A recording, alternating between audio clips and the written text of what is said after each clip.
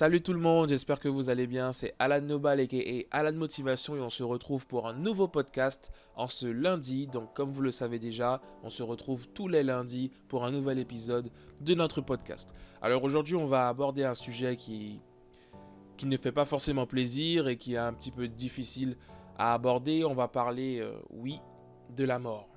Étant donné qu'il y a eu, c'était hier, hein. Hier il y a eu le décès tragique de Kobe Bryant et de sa fille en accident d'hélicoptère. Et je voulais non pas me focaliser dessus, un petit peu en tout cas, mais parler de quelque chose que ça m'évoque en fait. Deux choses en réalité, deux choses assez importantes. La première, c'est que la vie ne tient qu'à un fil. Mais là, tu vas me dire, ouais, ben, on le sait, je le sais déjà, mais cet exemple-là nous le prouve. La vie ne tient qu'à un fil et on ne sait pas quand la mort viendra nous chercher, tu vois. Et là, c'est un parfait exemple. Et la deuxième chose, c'est qu'est-ce que tu vas laisser sur cette terre, qu'est-ce que tu vas laisser comme impression, comme héritage au moment où la mort viendra te chercher. Et pour moi, ça, c'est très important parce que, effectivement, c'est quelque chose de très tragique. Et je me dis, waouh, mais c'est vraiment, c'est chaud, tu vois. Et en même temps, je me dis, mais c'est parce que c'est une légende qu'on en parle comme ça. Tu vois, c'est parce que c'est une légende et qu'il est connu dans le monde entier que ça retentit autant. Parce que la réalité, c'est qu'il y a des gens qui meurent tous les jours, de manière tragique aussi.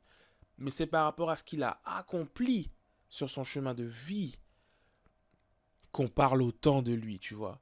Et aujourd'hui, la question que j'ai envie de te poser, c'est quand tu vois ces choses-là, quand tu penses à tout ça, que tu vois tout ça, c'est du réel.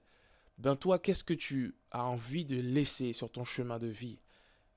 Est-ce que tu n'as pas envie d'être ta propre légende? Pas forcément mondialement, mais même dans ton quartier, dans ta maison, d'être la personne qui fait quelque chose de différent, d'être la personne qui fait du bien autour d'elle, la personne qui essaie des choses, la personne qui laisse, qui marque l'histoire. Et ça peut être juste l'histoire de ta famille, l'histoire de ton entourage, de ton quartier. Tu vois ce que je veux dire? Et je pense à une fille qui m'avait dit une fois, tu sais, j'ai des projets, j'ai envie de faire certaines choses, mais j'ai tellement peur de la mort que j'ai décidé de ne rien faire. Parce que j'ai peur de commencer et de finalement ne pas pouvoir finir et de mourir, etc. Elle a tellement peur de la mort que finalement elle n'arrive pas à entreprendre. Et moi j'ai vu les choses de manière différente. Je me suis dit, c'est vrai, la mort peut venir à n'importe quel moment. Mais je crois profondément que c'est la mort qui donne du sens et de la puissance à la vie. Qu'est-ce que tu en penses? Parce que si on était éternel, tu imagines une seule seconde qu'on soit éternel, bah, tu pourrais commencer, je sais pas moi, un projet dans 10, 30, 50, 70 ans, 200 ans. Le fait que tu ne saches pas exactement quand tu vas mourir, je pense que ça devrait réellement te stimuler pour que tu puisses démarrer et tout donner chaque jour. Et c'est ça le but de la vie. Et c'est de me dire que le jour où je mourrai, j'aurai un sourire et je penserai à ce que j'ai accompli, tu vois. Et aujourd'hui, la mort, de la même façon qu'elle peut arriver demain, mais elle peut arriver dans 40 ans. Tu n'as aucune certitude, donc pourquoi ne rien faire? Puisque pendant que tu as peur, bah, tu continues à te réveiller chaque jour et avoir le souffle de vie. Donc pourquoi pas utiliser ce souffle de vie pour faire quelque chose chaque jour et te dire, voilà, je suis peut-être parti à ce moment-là, mais j'ai accompli ça et j'ai laissé un héritage, un legacy, tu vois? Et c'est ça qui compte. Donc aujourd'hui, ce que je retiens de tout ça, c'est vraiment, Alan, fonce. Fonce, fais ce que tu as à faire. C'est un exemple pour te montrer que non seulement tu peux construire quelque chose, mais tu peux partir à n'importe quel moment.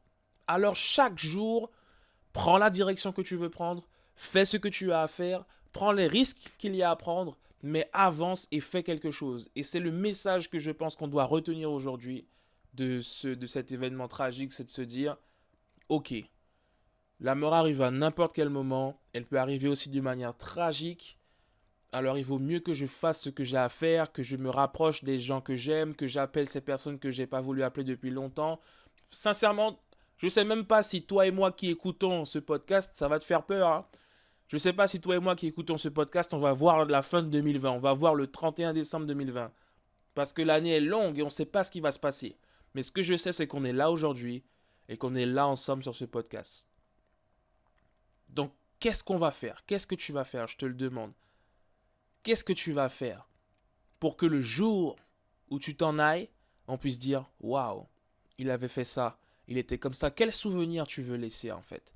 Et travaille sur ce souvenir, travaille sur cet héritage. C'est très important.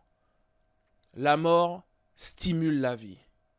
Et je trouve que la mort, c'est vraiment quelque chose qui donne du sens à la vie parce qu'elle nous rappelle que la vie n'est pas éternelle. Après, on pourrait partir dans des débats religieux, mais c'est pas le but. Mais tu vois, en fait, en tout cas, la vie sur Terre, elle n'est pas éternelle du tout. Donc, au lieu de se braquer, vivons et faisons ce qu'on a à faire. Si tu devais mourir demain, et ça, c'est une phrase que apparemment Steve Jobs aurait dit, il aurait parlé de la mort en disant que il agissait souvent en se disant qu'il allait mourir demain. Si la mort devait venir demain, qu'est-ce qu'il ferait? Et il agissait en conséquence. Et en pensant comme ça, je me dis, ouais, mais c'est vrai. Peut-être que tu vas pas mourir demain, mais peut-être que si. Donc, quelle décision tu prendrais? Est-ce que tu aurais peur de prendre ce risque-là si tu savais que tu allais mourir demain? Probablement non, puisque tu sais que tu seras plus là quoi qu'il arrive. Donc, prends le risque et va voir ce que ça peut t'apporter. Tu vois, quand tu as peur de faire quelque chose, par exemple, tu as peur de prendre la parole, tu as peur d'agir, de passer ce coup de fil, tu as peur de te lancer, de publier cette vidéo ou cette photo ou ce message. Mais dis-toi, et si je devais mourir demain, qu'est-ce que je ferais? Je resterais bloqué là, à ne rien faire, à avoir peur, ou est-ce que je ferais les choses quand même? Eh bien, je pense sincèrement que tu ferais les choses quand même. Parce que lorsqu'on pense aux personnes qui sont sur leur lit de mort, tu imagines le nombre de choses qu'elles auraient voulu faire à ce moment-là? Mais c'est trop tard. Donc avant de nous retrouver dans cette situation-là, agissons et prenons notre vie en main. D'accord?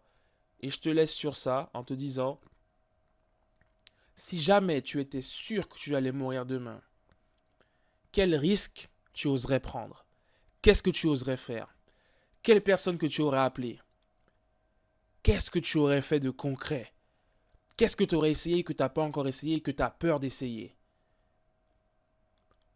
À partir de là, lorsque tu as les réponses à ces questions-là, agis. Pourquoi?